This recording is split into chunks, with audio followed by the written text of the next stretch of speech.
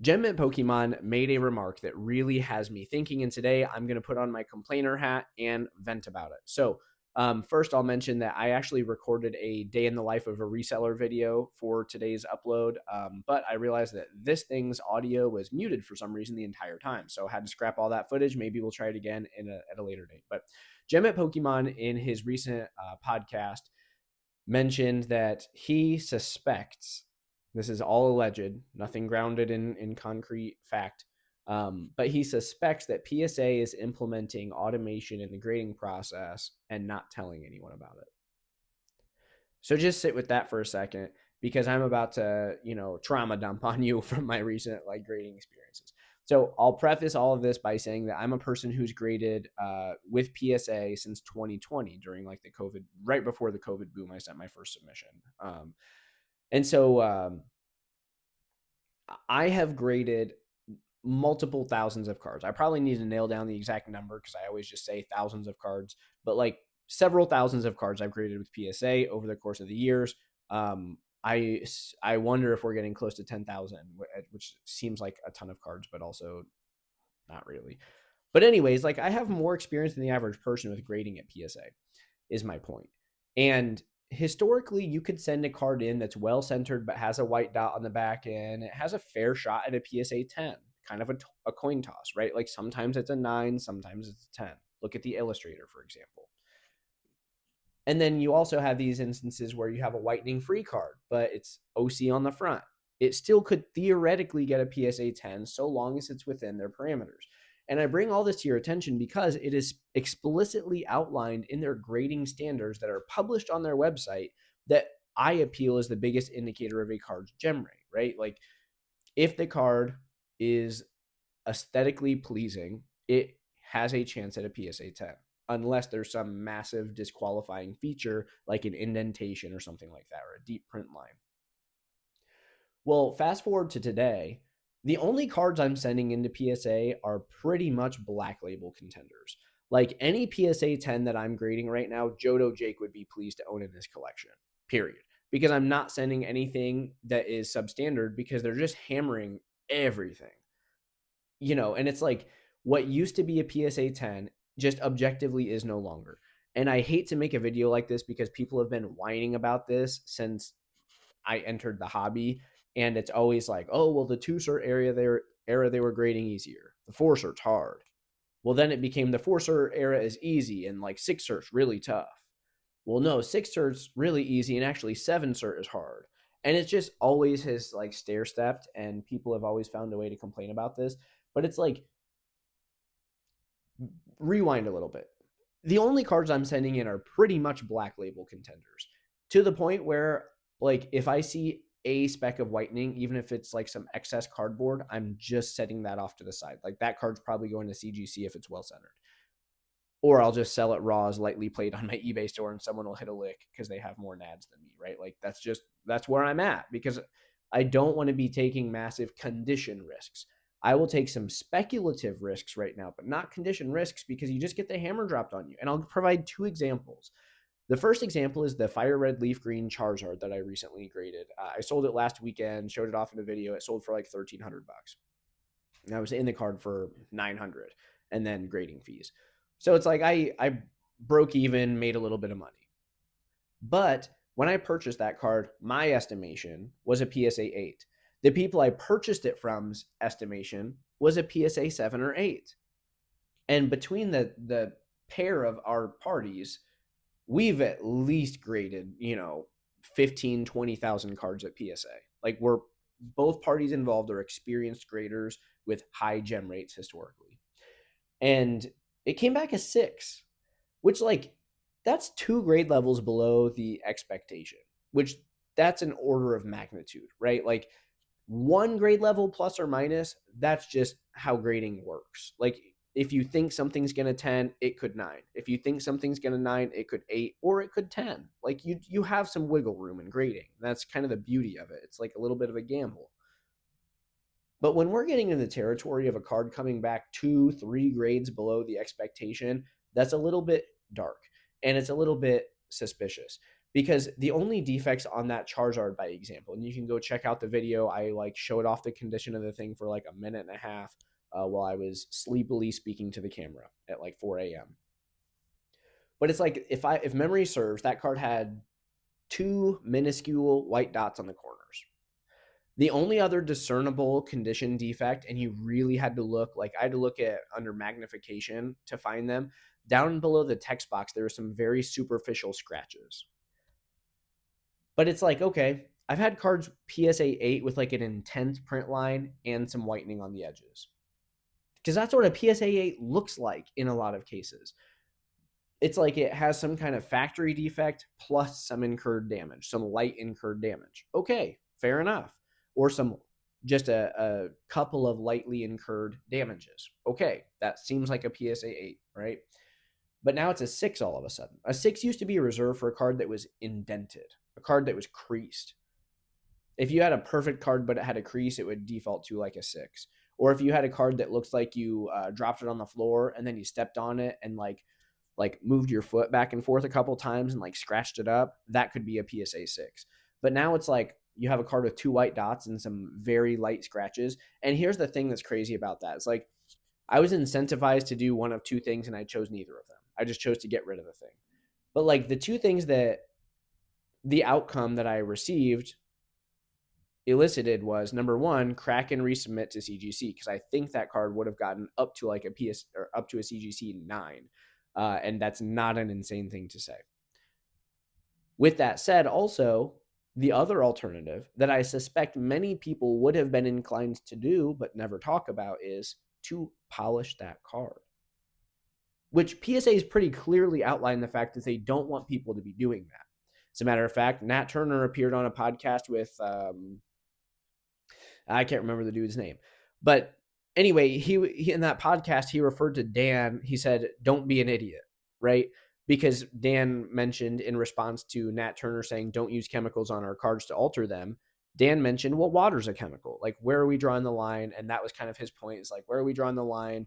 What is defined by PSA as a chemical? Like, let's just get specific and add clarity to this issue. Well, polishing a card, you're certainly adding like I don't know, you're adding like some kind of like liquid polish and then using a microfiber or whatever. So that's for sure chemically altering a card, right? Like I think we can all probably agree to that. But it's like, dude, if I would have done that, the card would have gotten a PSA 8 and that would have been the outcome that I desired. And by doing that, even though the card in its condition at that time, based on the standards published on the site, should have probably gotten that grade, it didn't because they're grading differently now. And that's kind of like where I'm tying in with the Gem and Pokemon thing. It's like something changed because I know, I guess I suspect that PSA does not spend that long handling your cards. And the joke's always been that they're holding that thing for like 10, 20 seconds. So if you're doing any type of pre-grading for yourself, you're probably spending exponentially more time assessing the details of that card than someone at PSA is going to be, because they're doing this at a massive scale with quotas that they have to hit on a daily basis. But it's like some of this stuff, and I'll provide a second example to kind of like tie into this point, but it's like some of these defects that they're picking up on and severely docking, it's almost like there's some kind of weird disconnect between perception and reality. Because that Charizard, for example, even though it had those like light superficial scratches at the bottom, it still was extremely visually appealing. And a PSA 6 is not. And the second example that I'll provide is I recently sent off this slew of One Piece promos. And amongst a few various cards, I sent off one in particular that was a promo that's not subject to like edge fraying or edge wear like some are. So I sent off 5 or 6 well-centered copies with no whitening. I mean, they're One Piece cards for God's sakes. Well, 2 of them got a PSA 10, and then 2 of them got PSA 8s, and 2 of them got PSA 7s. Like, how? How is that possible? So I reassessed those cards before cracking them out of their slabs today. That was one of the things that was going to be included in that video. To my confirmation, there was no whitening. They were well centered. There was no indentations, no scratches. I even looked at the foil pattern to see if maybe there was some kind of like obstruction or clumping of the foil or whatever. Nothing. It was the same. It was observably the same card as the two that got the PSA 10s that I had right next to it. So why are we getting 3 grades worth of differentiation for objectively the same conditioned card? And some of that could be chalked up to human error, perhaps. It was brought up in I think Charlie Herlocker was on a podcast recently, and he was talking about how he based on his experience training graders in various companies, new graders are a little bit like light to pull the trigger, or they're opposite of that. They're like apprehensive to pull the trigger on a gem mint card or a pristine card because you have to answer for that, right? Like if you're grading a card, you determine it's pristine, then the head grader checks it out and says, "Hey, what were you thinking? Look at this print line. Like surely that can't be a gem mint 10." Well, then that makes you look foolish. And people who are new tend to not like to make mistakes, particularly ones that lose face in a public fashion with people that are their superiors. And so you very much have the fact that new graders are disincentivized to have to give out as many high grades. And so you look at PSA and they're just ripping, right? Grading numbers have never been higher. So you would expect that over the course of the last calendar year that this has been taking place, that they've had this massive insurgence, you have to suspect that they've been hiring some new graders. So maybe it's that. But then why are we allowing 3 orders of magnitude in differentiation from one card's grade to the next, even though they're right next to each other? They look the exact same, the same amount of non-damage. And also to the point of their supervisor overseeing it. If my new employee was just randomly giving out all these horrendously low grades on ultra modern One Piece cards, I'm going to be raising my eyebrow. I'm going to be asking some questions. I'm not just going to say, good job, buddy, and pass it along and just let this dude who submitted the cards get dunked on. Me, you don't have to feel bad for me. I'm doing okay. But you see my point? It's if, I don't know, everybody knows that One Piece cards specifically are incredibly easy to grade. So if all of a sudden you have 4 four One Piece cards that are PSA 8s and 7s, and they just came out 2 years ago, aren't you raising some eyebrows? Because a PSA 7 is an expected grade of if you just go pick up a Facebook Marketplace vintage collection, you're probably going to get some PSA 7s in there because they're cards that have been unsleeved in a binder that used to be shuffled around on a playground 20 some years ago.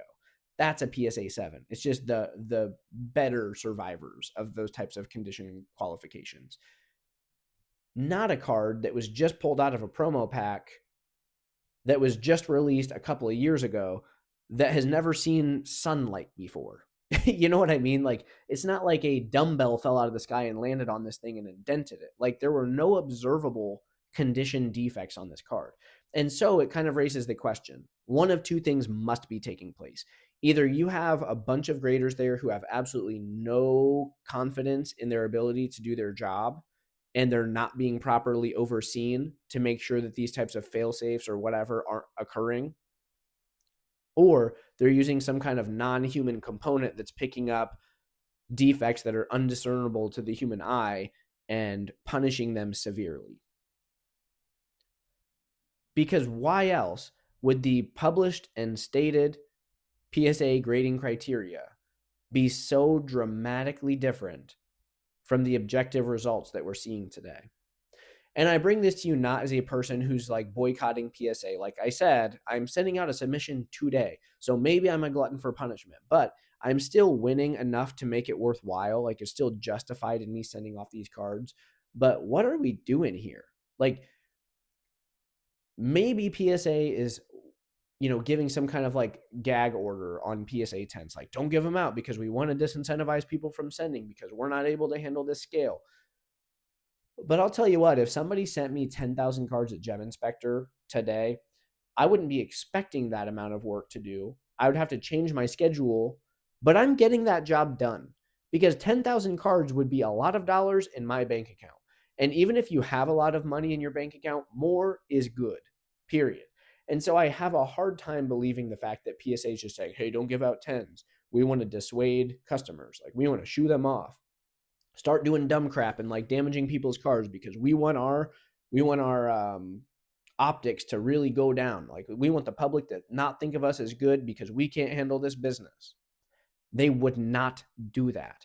So one of the two things that I stated, in my opinion, are the most likely. I would love to hear your ideas based on my complaints in the comment section down below. Hopefully you're not as fired up as I am on the topic. But with that said, have a wonderful day. See you on the next one.